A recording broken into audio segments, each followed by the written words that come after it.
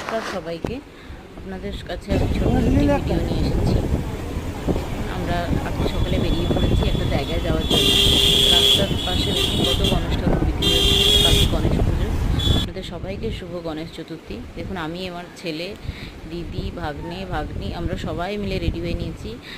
আমাদের শহরে একটি সার্কাস এসছে, অজন্তা সার্কাস, ওটা দেখতে যাব বলে। দেখুন দিদি বাড়িতে তালা লাগিয়ে নিচ্ছে, আমার ছেলে ভাগ্নি সবাই রেডি হয়ে নিচ্ছে। আমার ছেলে তো একদম দাঁড়াতেই চাইছে না, ওর মানে যেন কত তাড়া যাওয়ার জন্য। ও দিদি দাদাদের সাথে বেরিয়ে পড়েছে। ও এবার একা আর মানে হাঁটবে, ওর দিদি দাদাদের হাতও ধরতে চাইছে না, ও খালি একাই হাঁটবে।